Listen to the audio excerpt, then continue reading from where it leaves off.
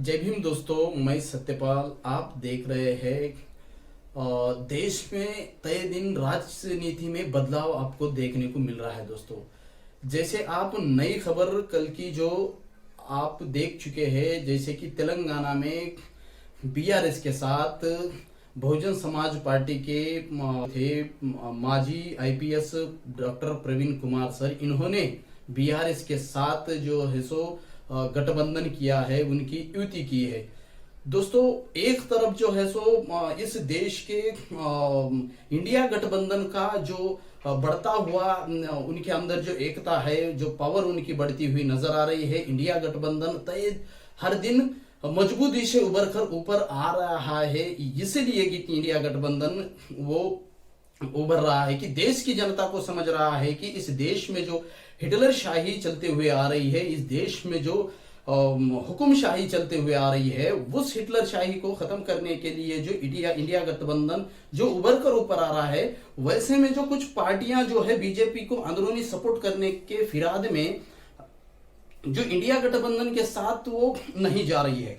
आपको खुला नजर आ रहा है कि प्रवीण कुमार सर इतने दिन बीआरएस के विरोध में चुनाव लड़ा, अभी है सो बीआरएस के पक्ष में जाके खड़े हो गए और इस देश के उन्होंने कहा उनके बयान में कि बीजेपी जिस तरह से लोकतंत्र को खत्म करना चाहती है, लोकतंत्र को धोखा है, ये कह रहे हैं। तो फिर लोकतंत्र को धोखा है, लोकतंत्र को अगर आप बचाना चाहते हैं सही मायने में, तो आप इंडिया गठबंधन के साथ क्यों नहीं जाते, ये लोगों का सवाल भी है दोस्तों। कहीं ना कहीं वह इतने दिन जिस प्रकार से मैं अकेला लड़ूंगा, हमारी बीएसपी पार्टी अकेले लड़ेंगी तेलंगाना में करके उन्होंने जो इतने दिन दावा किया था, फिर अचानक इन्होंने क्यों टीआरएस के साथ गठबंधन किया है दोस्तों। उधर देखा जाए तो मायावती यूपी में जमीन उध्वस्त हो गई उनकी पार्टी, तो भी वो इंडिया गठबंधन के साथ न जाते हुए वह कहीं ना कहीं बीजेपी को सपोर्ट करते हुए नजर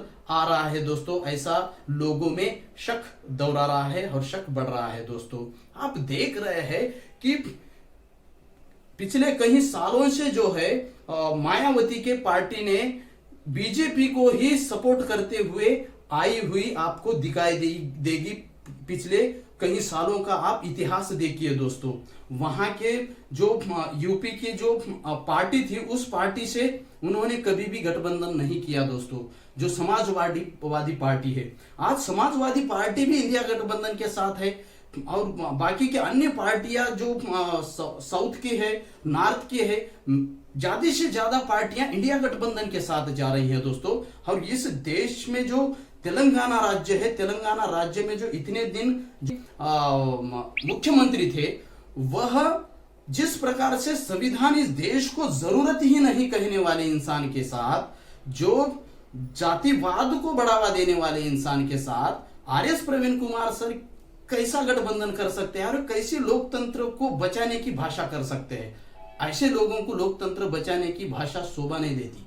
आप देख रहे हैं दोस्तों, इंडिया एक तरफ जल रहा है जातिवाद के और हिंदू मुस्लिम के जहर खोलने पर। आपको दिखाई दिया है प्राइम मिनिस्टर मोदी जी जहां पर भी उनके मीटिंग को जा रही है, ना किसी हॉस्पिटल में जाके मरीज को मिल रहे हैं, ना किसी बेरोजगार को मिल रहे हैं, ना किसी यूनिवर्सिटी में जाके बेरोजगार बच्चों को मिल रहे हैं।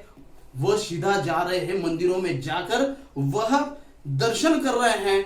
आप सिकंदराबाद में वो गए थे और वहां के महाकाली के मंदिर में जाकर उन्होंने दर्शन किया और वह यही मांग रहे होंगे, जब तक आप ये देश में मंदिर सलामत है, जब तक इस देश में देवी देवता सलामत है, हम राज करते जाएंगे, हमारी झोली भरते जाएंगी और ये देश दिन ब दिन गरीब होते जाएगा। यही तो मन्नत मांगते होंगे वो।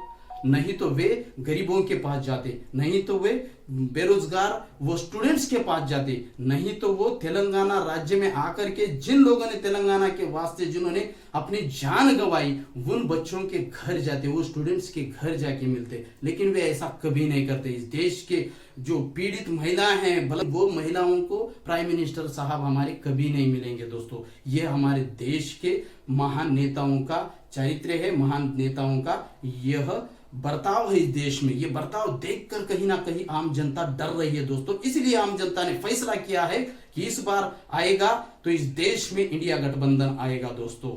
फिर मिलेंगे अगली खबर में। जय भीम दोस्तों।